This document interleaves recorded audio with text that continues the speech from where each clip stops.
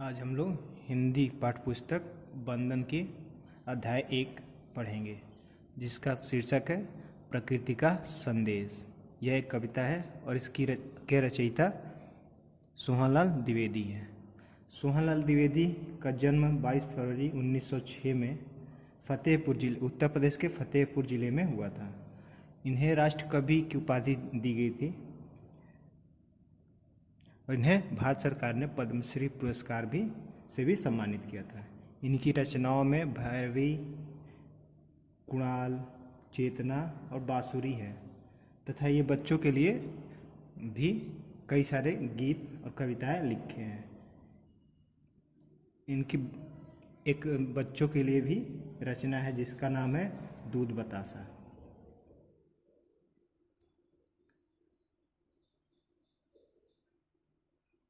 इस पाठ का शीर्षक प्रकृति का संदेश। इसका मतलब है कि प्रकृति हमें कुछ न कुछ संदेश देती है, सिखाती है। इसी को कवि ने कविता के माध्यम से कहा है, जिसे पढ़ेंगे।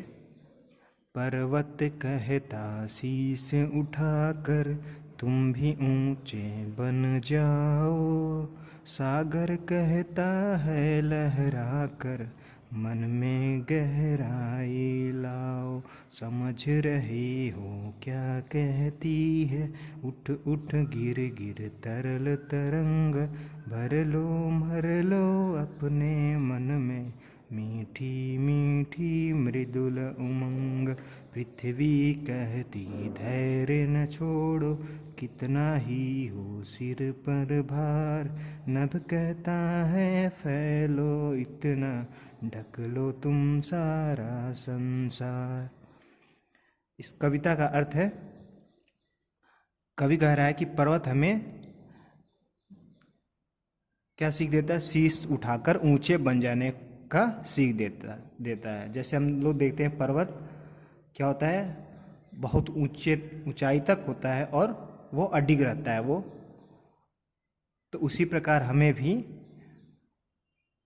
अपने शीश उठाकर ऊंचे, यानी पर्वत से हमें सीख लेना चाहिए कि हमेशा हम ऊंचे बने रहें, चाहे वो कैसा भी भाव हो।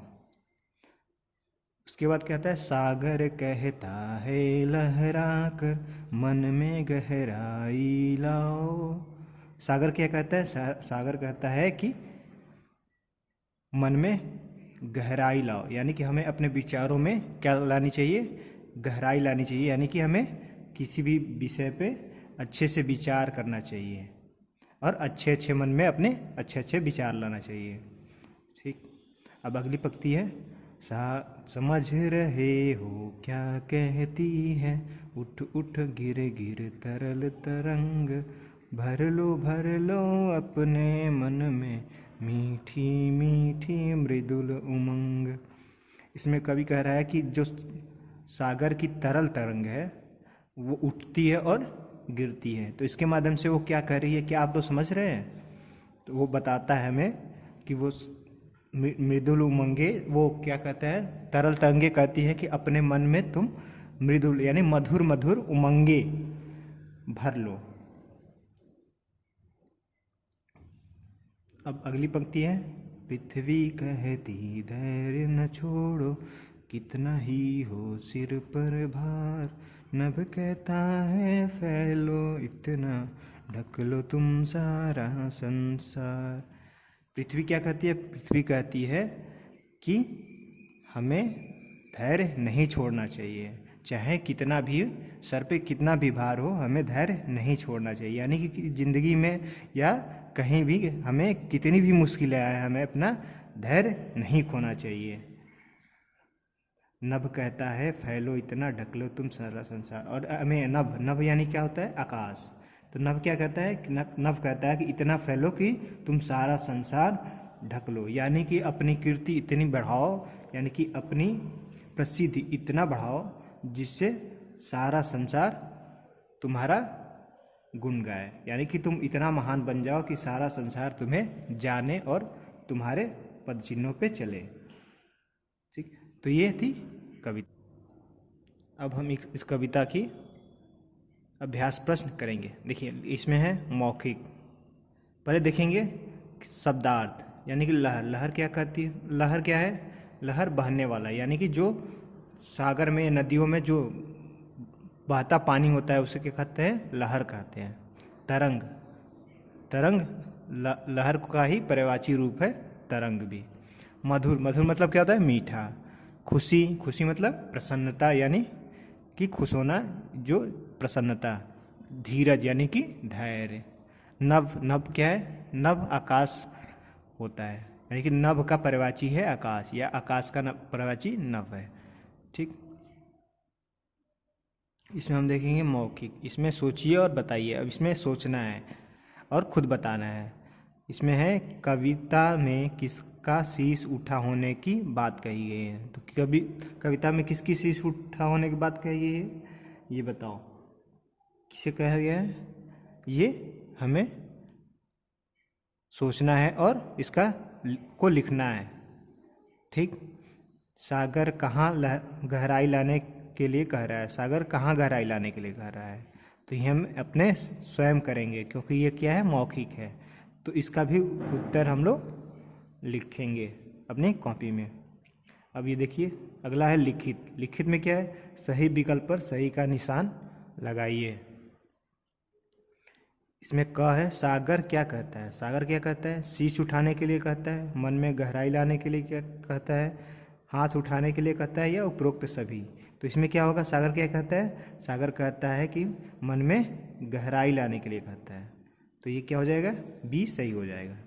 ख है, तरंग क्या कहती है या क्या करती है? तरंग क्या करती है? तरंग उठती है और गिरती है। ठीक, तो क्या होगा? सी, उठती है व गिरती है। उठती व गिरती है। ठीक, अगला प्रश्न है ग। ग क्या है? पृथ्वी क्या कहती है? पृथ्वी क्या कहती है? पृथ्वी, धैर्य छोड़ो, धैर्य न छोड़ो, फैलो, इतना फैलो। पृथ्वी क्या कहती है? पृथ्वी कहती है धैर्य छोड़ो, धैर्य न छोड़ो, धैर्य फैलाओ, उपरोक्त सभी। तो क्या होगा ये? पृथ्वी क्या कहती है? धैर्य न छोड़ो। ठीक, तो ये क्या हो जाएगा? डी सही हो जाएगा। निम्नलिखित पंक्तियों को पूरा कीजिए। इसमें इस जो लिखा है इस पंक्ति को स्वयं हम लोग पूरा करेंगे या लिखेंगे। पर्वत कहता, उसके आगे क्या होगा वो हमको यहाँ पे रिक्त स्थान पे भरना है, ये हम स्वयं करेंगे। क और ख, यानी कि दूसरा प्रश्न हम स्वयं करेंगे। तीसरा प्रश्न है निम्नलिखित पंक्तियों का अर्थ बताइए, ये अर्थ लिखिए। इसमें क्या है? क, समझ रहे हो क्या कहती है उठ उठ गिर गिर तरल तरंग। तो इसका अर्थ क्या हो जाएगा? इस पंक्ति में कवि, इसका क्या हो जाएगा? इस पंक्ति में कवि हमसे पूछ रहा है, क्या पूछ रहा है? कि जो तरल तरंगे हैं वो क्या कहती है, ये तुम्हें समझ में आ रहा है? यानी कि जो तरंगे उठती है और गिरती है सागर में, वो क्या कहती हैं, क्या ये हम लोग समझ पा रहे हैं? ये कवि हमसे पूछता है। ख, तो इसमें क्या लिखेंगे? इस पंक्ति में कवि पूछ रहा है कि सागर की तरंग क्या कहती है या क्या सिखाती है। ठीक, ख, ख क्या है? पृथ्वी कहती धैर्य न छोड़ो कितना ही हो सिर पर भार। इसका अर्थ क्या होगा? पृथ्वी हमें धैर्य नहीं छोड़ने की सीख देती है, या पृथ्वी हमें मुश्किल समय में भी धैर्य नहीं छोड़ने की सीख देती है। प्रश्न 4। प्रश्न 4 क्या है? प्रश्न 4 है निम्नलिखित प्रश्नों का उत्तर लिखिए। इसका उत्तर लिखना है। क, पर्वत हमसे क्या कहता है? पर्वत हमसे क्या कहता है? पर्वत हमसे शीश उठाकर ऊंचे बन जाने के लिए कहता है। ठीक, पर्वत हमसे शीश उठाकर ऊंचे बन जाने के लिए कहता है। ख, मन में गहराई लाने के लिए कौन कहता है? मन में गहराई लाने के लिए सागर कहता है। तरल तरंग हमें क्या करने के लिए कहती है? तरल तरंग हमें मन में मृदुल उमंग भरने के लिए कहती है। ठीक, तरल तरंगे हमें अपने मन में मृदुल उमंग भरने के लिए कहती है। धैर्य न छोड़ने की सीख कौन देता है? धैर्य न छोड़ने की सीख कौन देता है? तो धैर्य न छोड़ने की सीख पृथ्वी देती है। आसमान क्या कहता है? आसमान हमें फैलकर सारा संसार ढक लेने के लिए कहता है। ठीक, अब आगे देखेंगे, आगे क्या है, भाषा की बात। इसमें एक है, निम्नलिखित शब्दों का पर्यायवाची शब्द लिखिए। इन शब्दों का पर्यायवाची शब्द लिखना है। तो पर्वत का पर्यायवाची क्या होता है? पर्वत का पर्यायवाची होता है पहाड़। तरंग का क्या होता है? लहर। पृथ्वी क्या होती है? धरती। मृदुल का क्या होगा? मधुर। नभ का आकाश। उमंग का, इसका हम लोग खुद से ढूंढ के लिखेंगे। ठीक, इन सब सारे को लिखना है, जो हमने एक एक बता दिए हैं, और एक एक आप अपने से खुद से ढूंढ के लिखना है। ठीक, अब इसको पढ़िए और समझिए। क्या कह रहा है? कह रहा है कविता में पंक्ति को वाक्य, कविता की पंक्ति को वाक्य के रूप में लिखना अन्वय कहलाता है। जैसे पृथ्वी कहती धैर्य न छोड़ो, कितना ही हो सिर पर भार। अन्वय क्या हो गया? अन्वय है, पृथ्वी कहती है सिर पर चाहे कितना भी भार हो, क्यों ना हो, धैर्य नहीं छोड़ना चाहिए। तो अन्वय क्या होता है? अन्वय होता है कि कविता को सामान्य वाक्य में लिखना। ठीक, तो यानी कि पद्य से हमको गद्य के रूप में लिखना ही अन्वय कहलाता है। पद्य को गद्य के रूप में लिखना ही अन्वय कहलाता है। तो इसमें है, इसे हमें स्वयं करना है, जिसमें कहा है आप कोई भी 4 पंक्तियां लेकर अन्वय के में बदलने का प्रयोग कीजिए। तो इसे हम अपनी कॉपी में स्वयं करेंगे। आगे कविता का अर्थ अपने शब्दों में। हमने कविता पढ़ा और उसका अर्थ हमने बताया, तो इसका अर्थ क्या होता है इसे हम लिखेंगे। ठीक, या अपने एक वीडियो बनाएंगे और उसे अपने ग्रुप में सेंड करेंगे। अगला देखेंगे रचनात्मक कार्य। इसमें क्या है? प्रकृति का संदेश देने वाली अन्य कविता किसी पुस्तक से कंठस्थ कर अपनी कक्षा में सुनाइए। फिर दूसरा है, एक चार्ट पेपर लेकर प्रकृति चित्र की रचना करके उसमें रंग भरिए। तो इसमें है, कोई एक कविता किसी दूसरे पाठ्यपुस्तक से कंठस्थ करनी है। तो हम क्या करेंगे? हम इसी पाठ्यपुस्तक की, यानी कि ये जो कविता है हमने पढ़ा प्रकृति की सीख, इसे हम याद करेंगे और इसको कक्षा में सुनाएंगे या अपने ग्रुप में एक वीडियो बना के भेजेंगे, सेंड करेंगे। ठीक, तो क्या करना है? इस कविता को याद करना है और एक वीडियो बना के ग्रुप में सेंड करना है।